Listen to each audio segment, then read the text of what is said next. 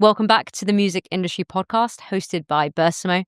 Today, we're joined by Gio Damiani, who we know from a few projects we've worked together. Yeah. We worked on Fast Boy, we worked on Altego. You've got some really cool artists on your roster. Thank you. James Carter. Yeah. Good Boys. Good Boys. Any others? Fast Boy, Altego. And now we have a bunch of new ones as well with the new merge that we did. Aya Ann, Molly, YK Koi, a bunch of others. Yeah, you've got a lot. And some big numbers as well, these guys. Really big. Yes, we're quite lucky. Yeah. Where did it all start with it? Did you jump straight in and start managing artists straight away?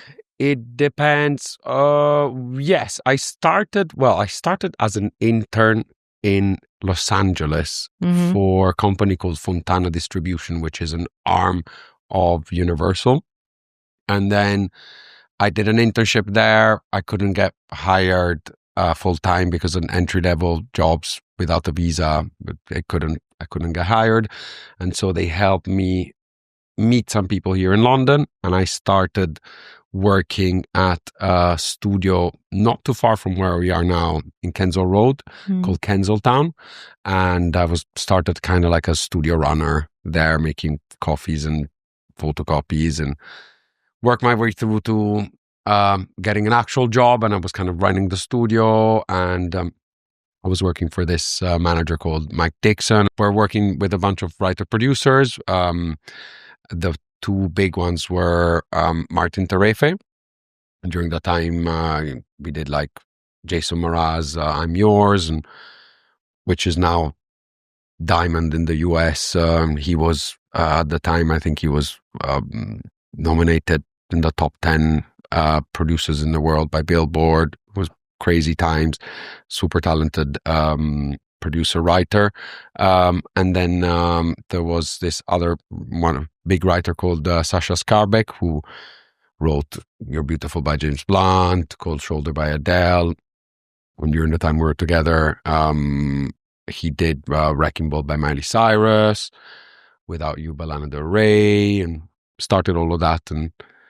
And then from there I started kind of creating my own little roster, mainly taking the scraps of what the big producers or producer and writers would turn down or trying to, and with them then I started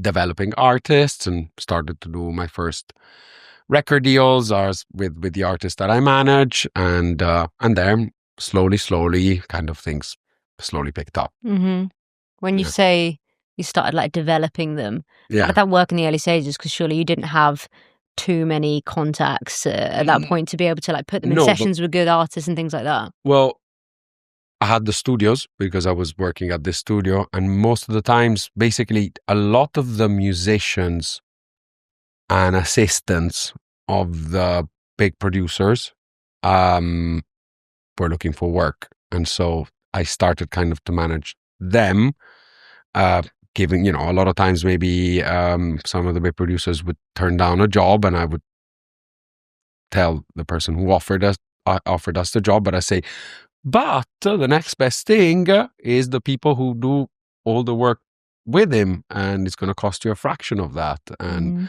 why don't you give them a chance? And some people said yes, some people said no, and then once I started developing my relationship with these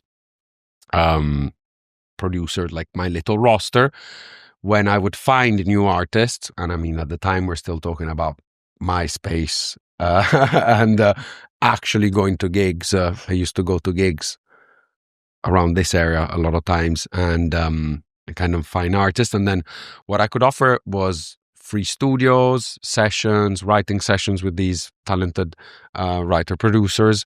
So that was very appealing for a young unsigned artist, and that's how I started. And slowly I was kind of creating my role as a manager.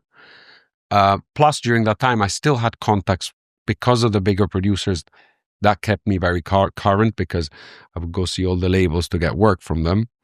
And so I would still have access to the labels to try and sign these new up-and-coming artists that I did. I remember once I found these. I was a Midem, which is again shows that I've been around for a bit. So I'm not around anymore, Midem. It still is. It maybe not. There was a proper thing at the time. Like all of the industry was there. I'm not sure it's the same now. I think it's maybe more for publishers and rights owners and catalogs and stuff like that. At the time, it was like every music industry executive would go. And I remember I was walking down between one of the hotels that we were doing, and I found these guys playing. It was a German guys called Abbey that then became one of the first band that I actually ended up signing. I invited them to London. They stayed, they were German, they stayed 2 months in my apartment, sleeping on the floor, 5 of them. And I didn't have a big apartment, but I invited them to London. They stayed in London. We did all the album, and I ended up signing them to BMG for publishing, and then Universal in Germany at talking about 18 years ago, maybe something like that. And that was my first signing. So eventually kind of worked, and I'm still very good friends with them. The band didn't do as much as we hoped for, but they ended up being very successful electronic artists. And we're still good friends. I still go to Berlin and meet up with them. And, it's very common that you become very, you spend a lot of times with your clients. We're all young, or were. And so you end up becoming really good friends. And they're still, really, really good friends of mine. So that's kind of how I got my foot into one thing and started to create others. Did you just then work up in a way where you were signing bigger artists, or were you still working at a stage where you wanted to help develop them, or were you in a position where you could sign bigger artists? No, I mean, I was a position I could develop artists. I had access to big producers, access to great studios, and contacts within the industry. I didn't have the shoulders, let's say, backed up in order to be able to get directly big artists from the get-go. No, I was mainly having to develop them and work my way through. However, because I was working with with Michael and Martin and Sasha and all of those guys, they were working with big artists. And so I was kind of getting the credits through that. So I could go to Atlantic and bring an artist to them, and then they would choose. I mean, I remember once actually we had just Martin had just done the Jason Mraz first album. I mean, it wasn't his first, but it was called We Steal, We Dance, and we sing, we dance, we steal things, and it was massive album, and including I'm Yours. And he was getting ready to work the second album for Jason Mraz, and again I was at Midem, and I met with Ben Cook and Ed Howard, who proposed to me to bring to Martin a guy called Ed Sheeran, that I did bring to Martin, and Martin turned down because he was too similar to Do you know Jason how many Mraz. times we've heard this with Ed Sheeran? Because we spoke to Joe from Warner, Joe Kentish, and he had the same thing where he went to a gig, saw Ed Sheeran, and was like, I think I'm going to sign him. Yeah. So I guess it's fate though. Things just It happen, is what don't it they? is, yeah. I mean, and also for me, it's nobody's fault. Like it is.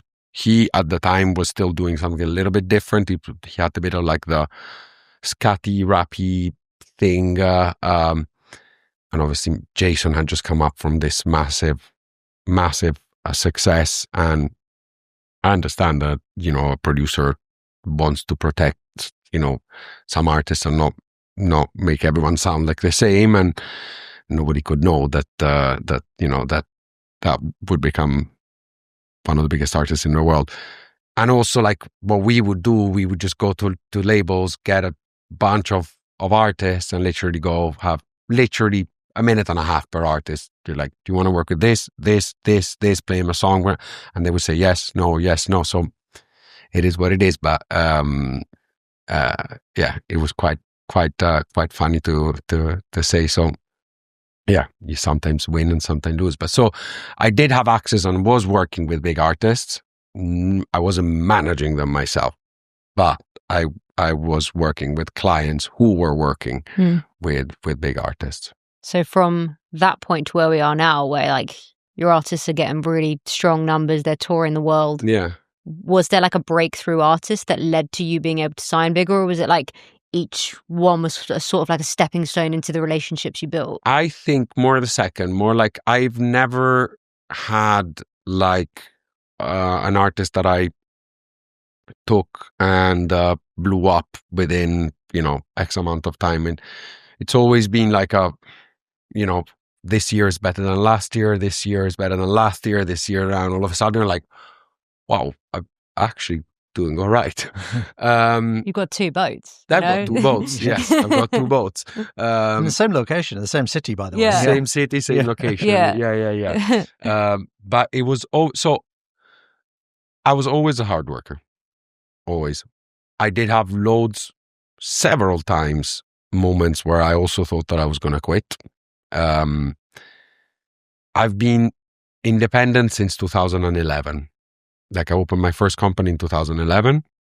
And since then, I've done consultancies, but I always started the year not knowing how much money I would make and not having that security or this and that. Plus, I had my son, who was born in Milan in 2012.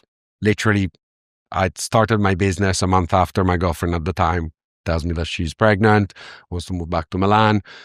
So I was unemployable for anyone here in the UK because I wanted to go see my son and all of that. So I always believed that things would have worked out.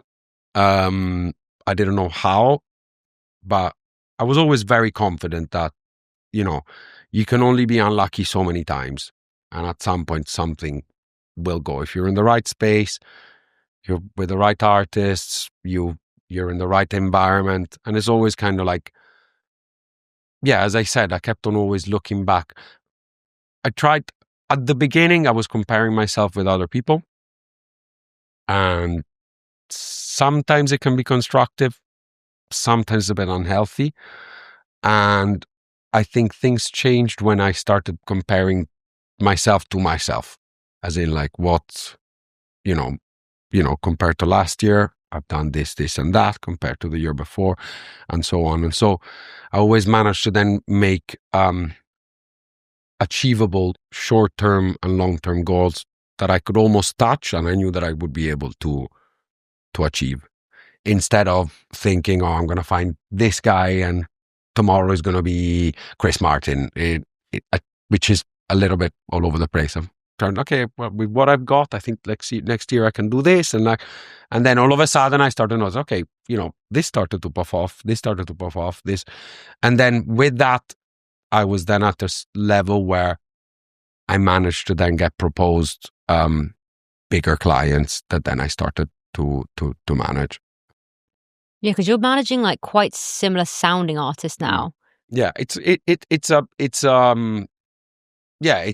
in a style. I don't know why all of I'm brothers half the time. I'm brothers and duos. Altego are twins. Fastboy are brothers. Good Boys is a duo. I thought you were just really picky with what you took, and you're like, you need to be a duo. You know of any duos, by the way? You know who to call.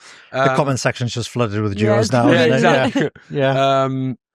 I don't know. It kind of happened that I ended up getting duos. Do you think it's just the contacts and the circle and things like that? You end up kind of going down an avenue where everyone's kind of in that same circle. Yeah, I mean, stylistically, they're all different from each other. Like Altego musically are different than Fastboy or Good Boys or James Carter. Although James Carter and Fastboy had their first break on the same song, Bad Memories, stylistically they're different. I still try and find clients that can live with each other and not compete, albeit they're all in the dance space and all of that, but they Fastboy write 100% of their own songs, very rarely get any outside songs.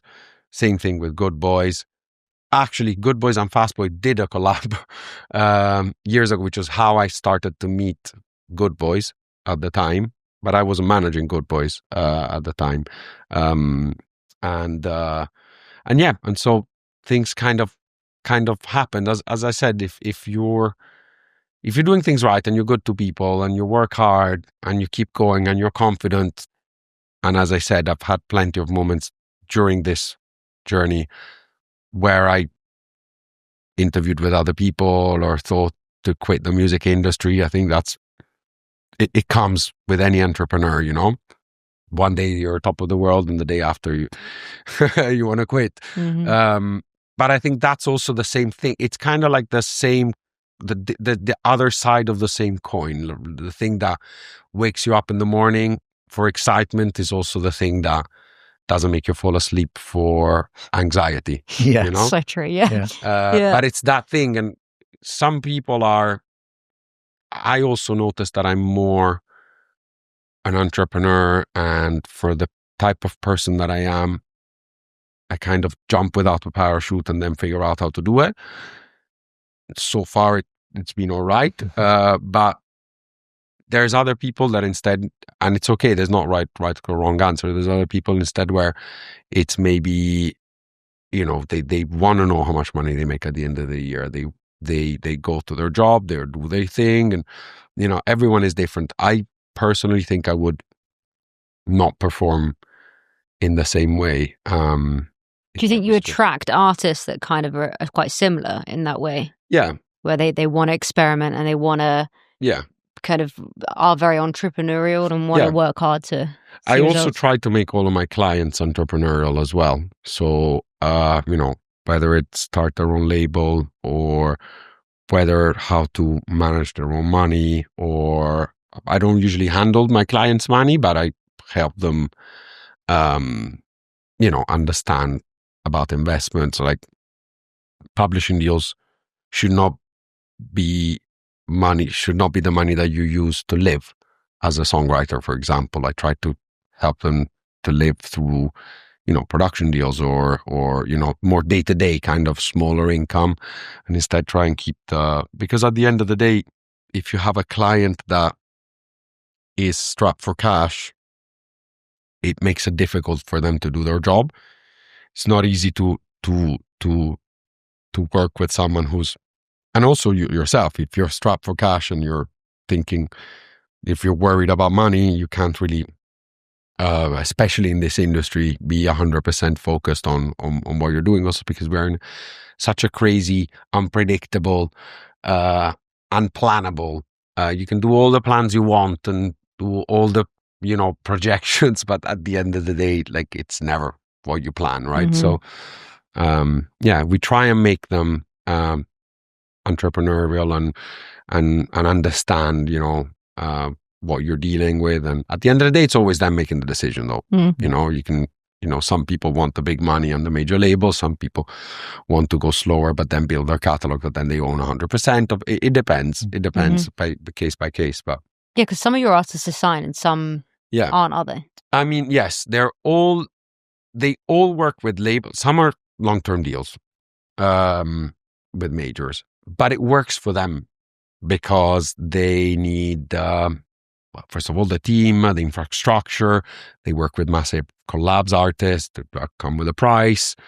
They need, help on money for socials, for example, or stuff like that. And so it works for them.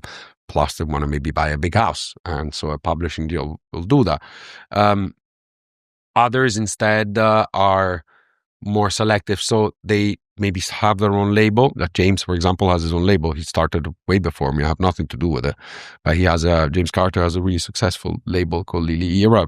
And he, does, I think, over 500 million streams a year. It's crazy. And he's done it all on his own. I've had nothing to do with it. And if anything, when I started my own label, I kind of because I always worked with labels, with a man, as a manager, you do everything. But this time I was like on the other side, and if anything, I was going to him for advice on that. But yeah, but some of them basically instead, select.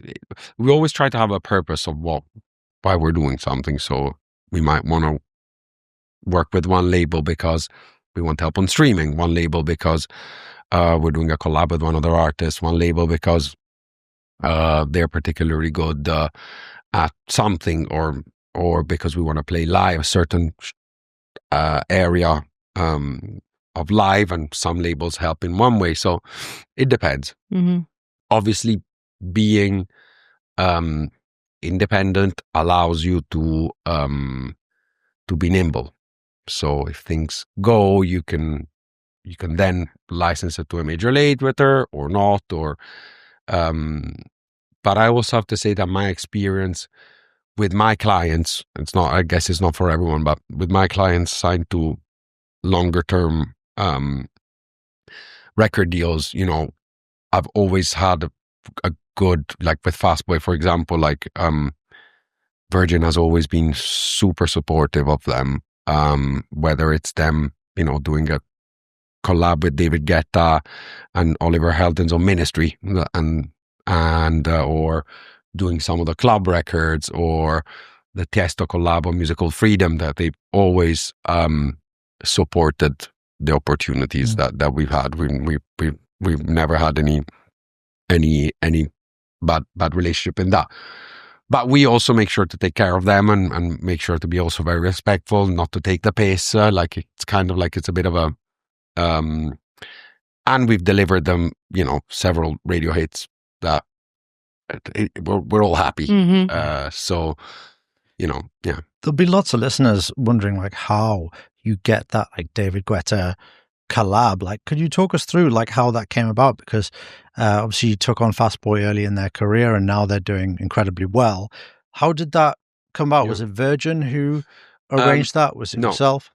So that particular record was okay. Most of the times when we have big collabs, it always starts from the song. So most of the times, in that case, I mean, in any case, but in that case specifically, Fastboy had this record, and I originally sent it to Atlantic Warner in the States to get as A&R, who replied to me and saying, yes, I like it, maybe change the lyrics here and there. And I was trying to get some feedback from him to actually be like, okay, sure, what do we have to change? But when you start asking too many questions, you're off to the next one. So I wasn't getting much of an answer with that. Oliver Heldens had heard the record, started working on it. And then I was, weirdly enough, with the Fastboy in Riyadh to meet Tiesto, because we were doing the content for the Tiesto single that was coming up before. And Oliver Heldens was there, and so we reconnected all together, and then we sent it to the managers of Guetta, with Oliver Heldens' manager. We started to kind of put the record together, and eventually, we ended up being a record that we put out with Ministry. Oliver Heldens ended up being first, so it was Oliver, David, and Fastboy. And and it was funny. And then it's kind of like ended up with me going with the guys to Ushuaia and with Oliver Heldens to play the record live with David Guetta, and it was a lot of fun, that part. But to answer your questions, 100% of the time is my clients have written a song. The big DJ or big artist, big singer wants it. And because we control the copyright of that song, I'm in agreement with all the other writers, by the way. It's not that we, everything is planned. There's a reason why we're doing it. Most of the times we'll be like, okay, why don't we do a song for, XYZ, Marshmello or something, or whoever. And then we do that with that in mind. And then when and if the artist decides that he wants it, we're like, yeah, sure, but if you want it, we would love to do it as a collab. Sometimes it goes ahead, sometimes it doesn't. It also depends. Like Fast Boy, for example, they have incredible vocals, and a lot of times, even if someone and now they've got a very big profile, so people want them because it's them. But before, we've had times before. I'm not going to say who or what, but we had times before when like a big DJ would want a song and would try and get like a bigger singer to do it, and it didn't either sound as good or work. Plus, a big part of this is demoitis, that once you start to get used to a song and the vocals of someone, like you get demoitis, and at the end of the day, even if there's someone else singing it, you kind of are in love with the original version. And so it came back. So most of the time it is for that. And then obviously once the artists get to a certain level, there's a reason why someone wants to do a collab with Altego. We've had I think 11 number one Instagram audios since January this year. So if it's the right song, they can really help make it go viral. And so there's a reason why they would want them. There's a reason why someone would want Fast Boy. If they want to get German radio, for example, they're perfect. So we always try to do collabs that make sense with everyone. But at the very beginning is the hardest part. Did you, in the beginning, was it very much people saying no, or people saying like, we will for a fee? Were there things like that? It's a bit of a mixture. Like, I remember with Heartbreak Anthem, for example, I manage this writer producer called YK Koi, who we've been working together for 8 years. And at the time I was co-managing them with Tyliard, and we were doing a camp for Galantis. And Heartbreak Anthem was originally written with 4 people, of whom 2 I managed, YK and Lorenzo. And it ended up having, I think, something like 17 writers. By the end it came down, and they went down from my clients that had 50%, it ended up going down to like 16. But that 16 still bought them a house. And it was their first big cut. And we needed to have a big credit in order to then go get more work later. And so you were kind of, it's, and without one, you don't have the other. So, but I remember at the time, we were literally trying to get anyone to collab on the song. Like we got Saint, who's the A&R of Galantis, a really good friend of mine, had sent an email to Guetta with the song. And he said, this is Galantis record. Would you want to do a collab? He replied saying, I like it, which wasn't really a commitment. But it was enough for me and Saint to just start powering through with everyone. There's this Guetta collab that we were looking for. And, we proposed that record to literally anyone. We proposed it Miley Cyrus, at some point Tones and I was possibly going to do it and then didn't. Proposed it to Ellie Goulding, to Noah Cyrus, to, I don't remember, like if I Look Pink, and Zara Larsson, a bunch of other people, and it just didn't work out in one way or another. And then we got Little Mix to cut it. And at the time, Little Mix, it was before they had that number one album. So timing at the time for us, Little Mix compared to maybe Ellie Goulding or Miley Cyrus or the other thousands of people that we asked, were maybe not as great in a way. But in reality, it turned out to be perfect timing, because they, in the meantime, had a number one album 3 months before we put out Heartbreak Anthem. And in that case, that I wasn't even managing Galantis, nor David Guetta, nor Little Mix. Is that was kind of like the moment where I actually switched the way that I do A&Ring also for my producer writers. Because basically, we don't manage any of these artists, but we own the song in a way. And the only way to compete with the other songs that these big DJs have is to basically help the manager and the label to find the features so that your song is on the top of the pile and not at the bottom. And that way you're also quite in the know of what's going on, because most of the times before I was like pitching a song to someone, they would accept it, get stems, and then I would, every couple months, hey, how's it going? Is there a bounce? Hey, how's it going? Is there a bounce? And then to find out 10 months after that they say, oh, sorry, we've decided to pass. And then, this happened quite a lot. And so that with Heartbreak Anthem and how that thing went, that's how we switched the way of how we in our records, even if we don't manage the artist. And I think that also helped me a lot, being more and more present with managers, labels, and all of that. And then allowed me to be involved in big records, that then allowed me to start getting big artists and all of that. Because you still do a lot of like songwriting camps and things now on the boat, don't you? Yeah. All the time. We do one or minimum one, probably two, and I'm thinking of doing probably even more than that. 2 camps. We probably do half of the months as camps. Mm-hmm. We've got 2 boats, 4 recording studios. So if you think about it, like if someone comes to us and does a camp with us, they'll have minimum 20 songs at the end of the week. Most times they do more than 2 songs at a time.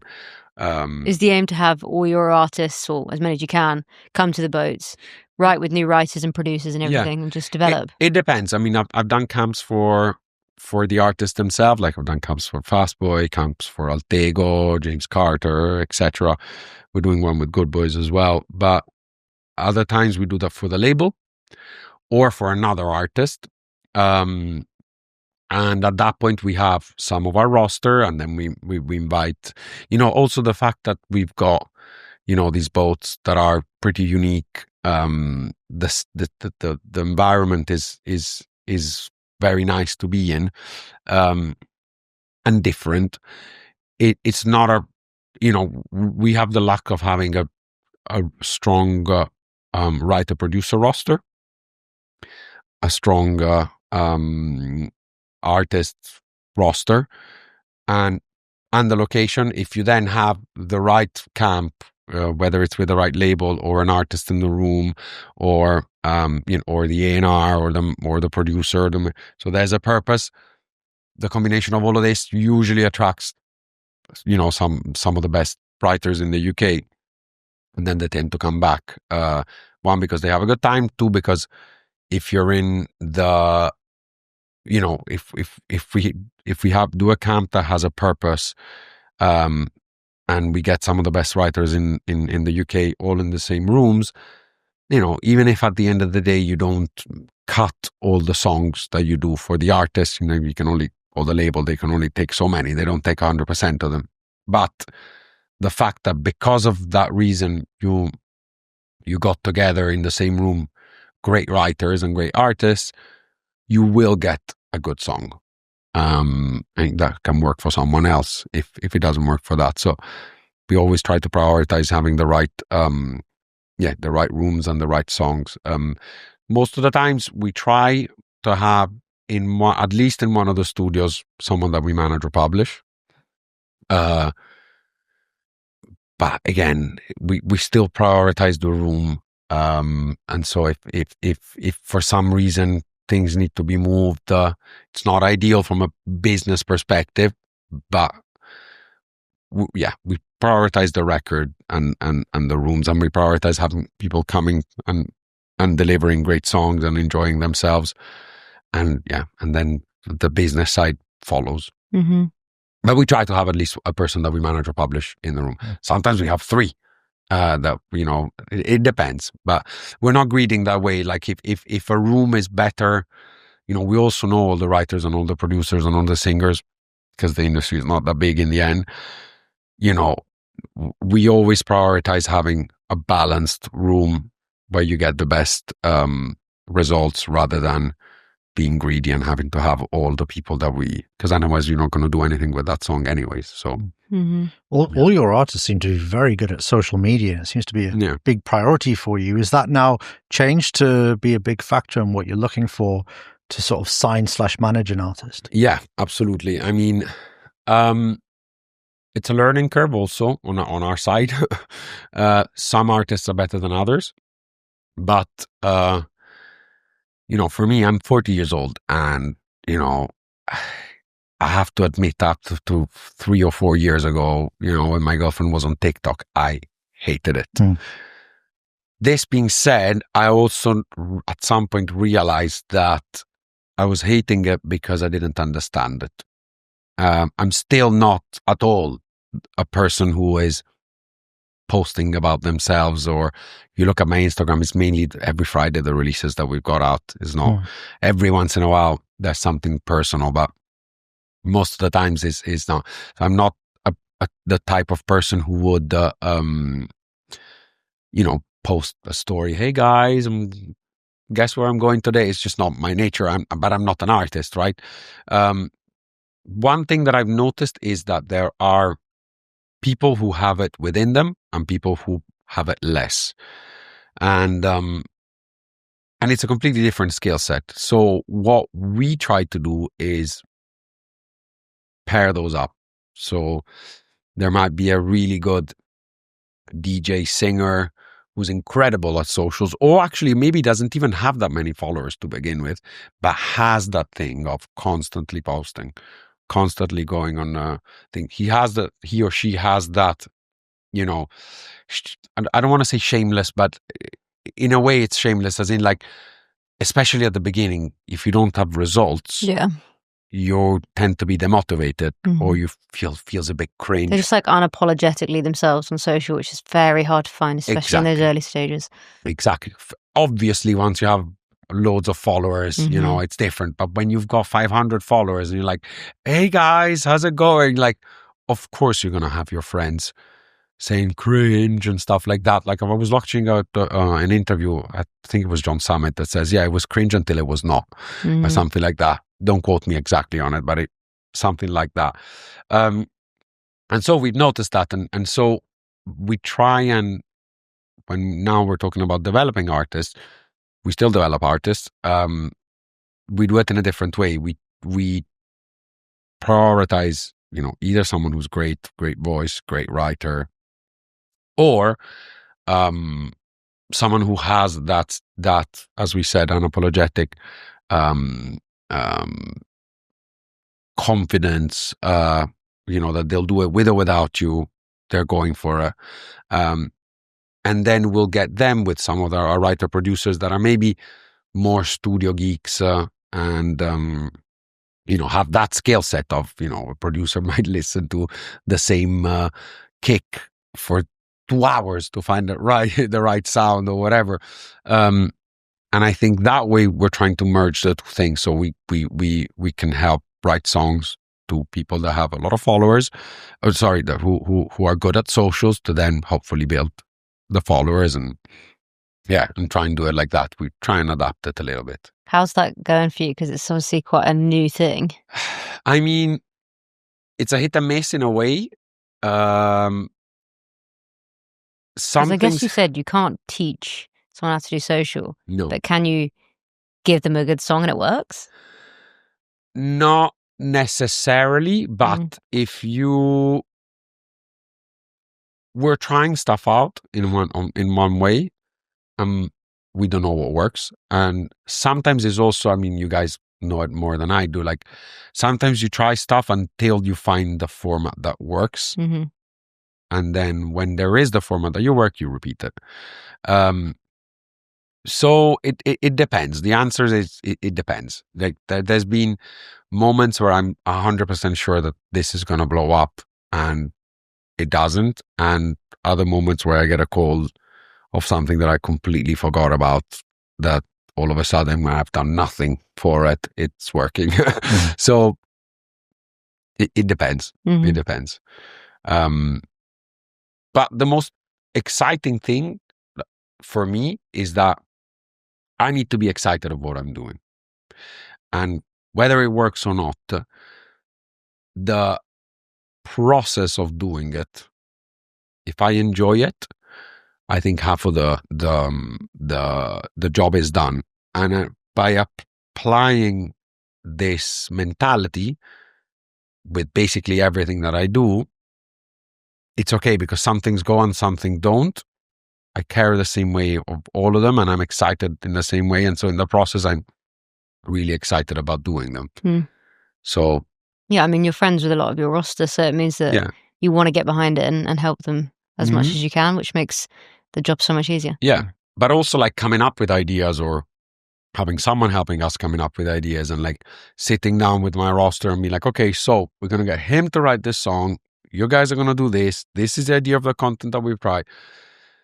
Obviously, in the process of doing it, I am believing that this is going to work out. Then sometimes it doesn't, sometimes it doesn't. But there's an excitement. Like when you come to the boats, there's an excitement about it. The community that we built with it, with the songwriters and the artists and the studios and the young executives, like there's a buzz to it. And I think that is incredibly important because, as we said, like some things work, some things don't, but like being able to continue the volume and learning from your mistakes and all of that. If you keep on being excited of going to work and working with the people that you've got around you and the clients that you have, things will work out at some point. Keep going, and things will go. You don't know what, but something will. And if you enjoy the process, you're sure, I am 100% sure that it's going to work out because I'm just doing it. So, yeah. But I don't have a formula. I wish I did. Yeah, I think everyone wishes exactly. you did. I wish I had a formula. That's kind of killed my next question because I was going to ask, what's your formula? What I was going to ask is, where do you push the music to? What's your priority? Like you said, is it just like seeing what works? Is it a case of prioritizing like getting editorials, or is it more socials for you? Is there an area which you favor? Again, it depends by artist. Like there's some artists that we know it's going to be a radio song, especially for certain territories. Like in Germany, most of the times there is kind of like style that, when you listen to a song, like we think that this would work well on for radio. We think this song would work well on streaming. So let's focus on DSP support. Let's focus on getting a collab with a right artist that can help with streaming, etc., etc. Others instead, this can work well on socials. Other songs it's going to do very little on streaming, but it's going to be placed in the right blogs and in the right magazines and posts that will allow us to then be part of a scene that we want to go to. So it depends. But one thing that you cannot deny, whether you're going in one direction or the other, is the socials in any way. Because if you want to, even have the more underground clubby stuff, you still need people to talk about it and DJs to play it. And the only way to see that for the world and for you is through that, unless you go to every single club yourself. Or you do get the reports from when you do the club promo, but it's something that you can't really tangibly push if you don't have the results and you can't see on social. Same thing for any song that then picks up on socials. They say that 70% of new music is discovered through TikTok now. Some translates into streaming, not all of them do though. And I think some songs just live on socials and don't end up being those big earners. The Holy Grail is both. So yeah, there isn't one particularly thing. Obviously, you cannot deny the power of socials. To be fair, even when you have a song on radio and very little streaming, you still end up posting about it and posting about it on socials. Is that where your roster is making the majority of their money, on streaming? Live. If you're talking about Altego branding, if you're talking about Fastboy Live and radio, publishing, they write a lot of songs. Yeah. Good Boys a lot from live, and so it depends. Live obviously helps a lot. If you have a lot of followers like Altego, then you also have access to branding deals, subscription models and a bunch of other things. So I guess you've had to change the way your label and management operate then, because you can't have an artist that makes all their money from branding and then you're sat there waiting for your royalties from Spotify to come in. Absolutely. So is that how you decide whether to do management deals or label deals, or is it more just like a bit of a mush now? I think every artist has different needs and different necessities, and also on its own is stronger in one thing rather than another. So we try and focus on what they're strong at to begin with, and capitalize on that, because it's probably the easiest and quickest way to push them, while we figure out how to level up the ones that are. And to be fair, none of them are perfect. I mean, there isn't an artist that ticks 100% of the box of everything. Maybe an artist that is a little bit stronger on radio and in other ways might need some more help on socials. Others that are huge on socials, maybe on streaming, they're not as strong, and vice versa. Others want to be, a little bit more underground to play certain shows, and so you almost don't want to be too pop or too successful in a way. So that's the thing about, especially with management, is you need to have the same vision as your clients, and that's very important, because if you share the same vision, if I have a bunch of ideas and my clients has the total opposite, it's not going to work. But you tend to tailor the plan or the strategy according to artist per artist. So although they're all in the dance space, they're all very different with where they came from, what their strengths are, what the weaknesses are, and where they want to go.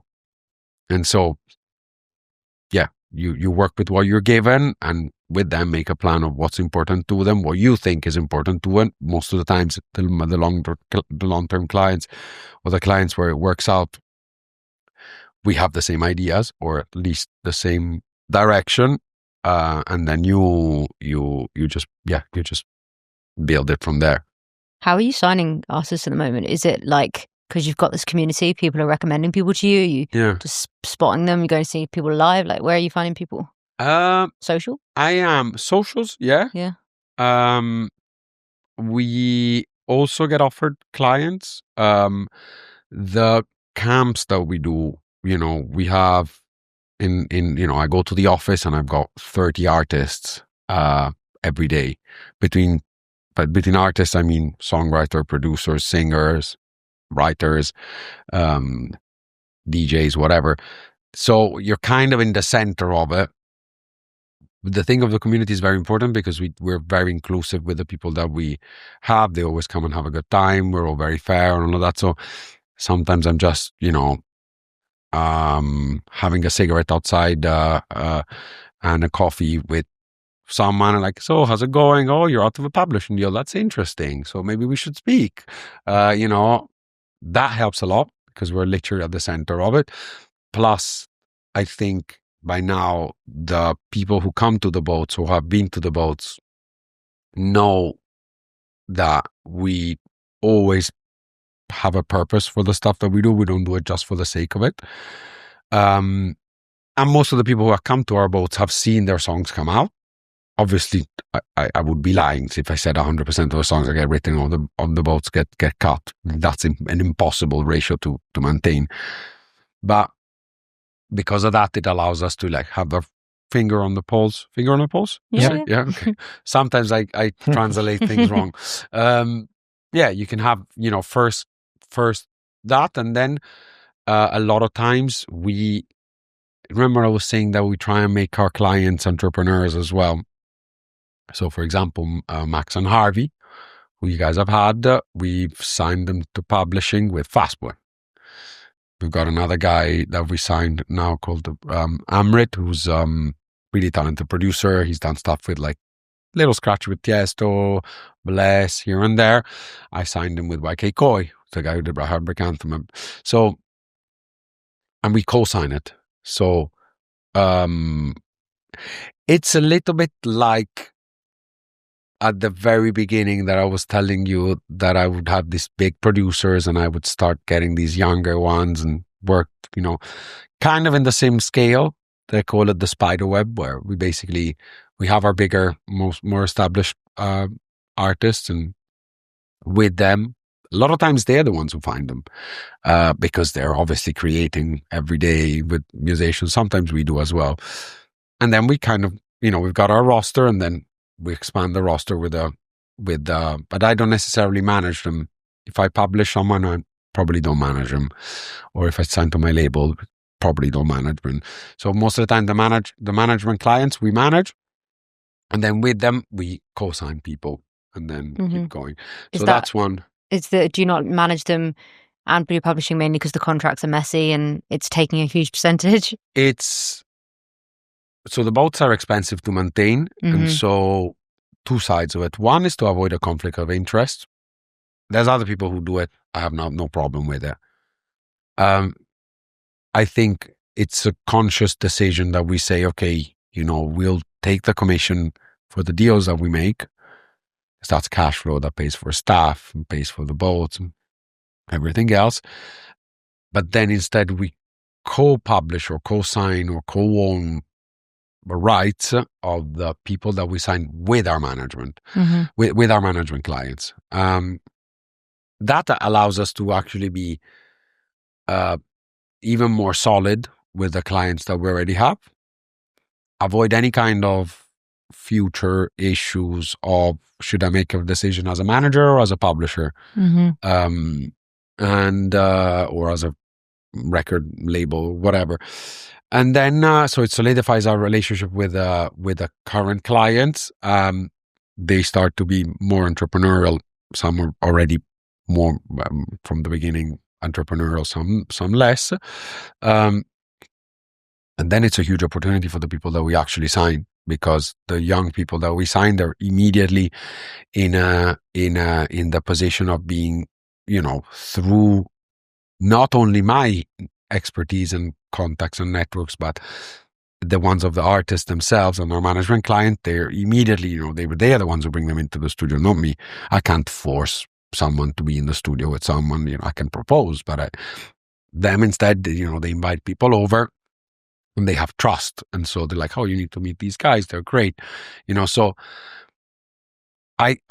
for at least for us, it's like it's the best way to go about it, because it's a win-win for everyone. Our clients are building their own roster. The new signings are taken care of, and we can really do a good job. We don't want to just sign people and then not do anything. Like we can. When I sign someone for publishing, I tell them exactly what it is that we're going to do and how we're going to do it. Remember earlier I was telling you like little objectives achievable that, so I won't sign an act and say, you're going to play Wembley, but I'm going to, obviously I hope one day, but I'll tell them, what I can do is put you in the studio with XYZ tomorrow, give you access to this. If there's an opportunity, I'll bring it to you right away. There's this song, for example, that is unfinished that has X amount of interest. Maybe you guys can work on it. Like immediately give small or bigger opportunities, but like I just look at the next kind of small step, and then eventually it ends up hopefully being a lot of small steps. What do they say? The journey of 1,000 miles starts with just one step. So, and if there's lots of people listening who's like aspiring to be in your position where you have your own label or management, how would you how do you find those contacts and become someone who can pick up the phone to Guetta's management or Guetta himself? That's a very good question. It's not easy to get into the music industry. I struggled a lot to begin with, especially not being English and living in the UK. I think there's two ways. One is if you have a friend or artist that you like and you just start helping them. That's one thing. Two is knocking at people's door, like, literally go and research what other management companies, labels and publishers, and then just get one foot in the door. I was talking to someone today that we might be hiring, and it's a very successful A&R, became a very successful A&R, and he started working, I think, catalogs. But it was his first foot in the door. And necessarily, do you want, when someone envisions themselves to work in the music industry, doesn't envision themselves working on catalog and giving clearances of, old catalog from, whatever, they always think that of the sexy part, which is, getting, signing the next Radiohead or, managing this cool band or whatever. I think at the very beginning, you have to have a foot in. Then if you have a foot in, you still have access to the creatives, right? Because they're still there, and then you just follow them, make yourself indispensable, just help in any way. Like, I remember when I was a kid, I used to work all day at the studio, and then minimum 3 times a week. No, realistically, 3 times a week, no more than that. Sometimes 4, but 3 times a week I would go to gigs. And I remember there was like a closed circle of A&Rs, that kind of know each other. And I kind of felt like the outsider that I was trying to be friends. And what I did, and so a lot of times I wasn't even on the list to be able to go in. Like, sometimes I go to I hear about the shit hot band that everyone wants to sign, and I go there and I wouldn't be able to get in. But then one thing that I did is that I was always very friendly, and I would go out and maybe smoke a cigarette while having a beer in between one act and the other, and I would speak to the bouncers. And I would actually be very friendly to the bouncers. I'd remember their names. I'd, offer them a cigarette or kind of. Also, you have to imagine that, like, how a bouncer at the time could have been treated by a bunch of drunken industry people. One smile and one nice comment, would go a long way when you're trying to deal with a bunch of, drunken industry executives. And the time after, maybe even if there wasn't space, my boy, whatever, would let me in anyways. Not always, but sometimes would. I didn't start where I wanted to be. I didn't want to be a studio runner, but it was the first thing that they got me. I wanted to work at the major label at the time. I started my internship at the Universal label and so I thought, now I'm gonna go work for a record. I did a bunch of interviews actually. At the time the majors were all in High Street Kensington. I saw them all. I wanted to do anything. I would take any job. I would have taken, obviously, A&R. It was impossible even to get a meeting in, but I've done meetings for I think it was TV rep, or I did what else did I do? I did like various kind of internships in any different shape or form. Never managed to get one. And I still remember when I was getting out of the interviews, I thought they went so well. But then I didn't get a call. I had the exact same thing, which you're making. It was Decca, wasn't it? Do you remember? Yeah. When we first met, I went for an interview at Decca, and I remember coming out being like, I think I got that. Yeah. No. But everything happens for a reason. Yeah. Because the fact you didn't get it gave you all your contacts. All the rest, and then led to this whole story. Absolutely. And to Lessons be learned. fair, there was a time at the beginning where all I wanted to do is work for a major label. Because that for me I think that's a lot of people's goal, yeah. Yeah. Now I am really happy that I went into another way. Struggled a lot, especially at the beginning, but I ended up learning every side of the industry. And funnily enough, after I started to get offers and I did end up consulting for major labels. And funnily enough, I think it was a couple of weeks ago, I got an offer for the major job at a major label, which obviously I can't do and don't even want to do. But it was kind of funny because I was talking to my girlfriend about it, and I'm like, I would have killed for that job years ago. Full circle moment, yeah. Killed for that job, and I turned it down on the spot. Felt good.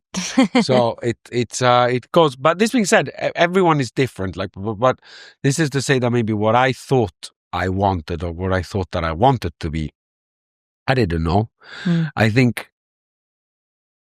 I've talked a bit too much. To answer your question, I think you just need to start from somewhere.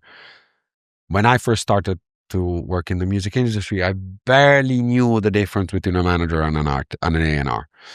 You know, I would have taken any job, agent, sales rep, whatever someone would have given me in order for me to be close to the people that I can learn from. I would have done. So yeah. Good place to wrap it up, especially Maddie tells me how busy you are as a person. It's like from meeting to meeting to meeting. Yeah, you're a busy guy. Yeah, so so I know you've got meetings to get to now, so it's a good place to end it. And thanks very much for where can people find you? It's on Instagram. Yes, well, on Instagram it's at John C. Damiani, which is GIONZY DAMIANI. That's my Instagram. And then I've just started a new company with Purple Wall, who manage Vintage Culture, and a bunch of others, and Sebi, who's the head of music there, and where we're putting all of our clients together, doing most of them that I spoke about today, and it's called We Are Only Good People, and the company is called Only Good People, and we want to work with, or at least create, only good people. So that's one of them. Where are you off to now for the boats? Is it I'm going back to the boats. Meeting I've got a meeting there. You can tell us about, or is it a secret meeting? It's well, I'm meeting with a potential investor because I'm doing a publishing JV, and nice. And so I've got a vision of what we're trying to do, and I've got someone to come and see the boats and hopefully give us some money. Nice. Best of luck. Yeah, exactly. Well, thank you so much. It's great to finally meet you in person. Yes, as well. It's true. The first time we actually meet, we've Zoomed loads of times. I know. The first time we actually meet in person. Yeah, thank you. Thank you. If you enjoyed the podcast, make sure to give it a like, subscribe if you're watching on YouTube, and we'll see you in the next one.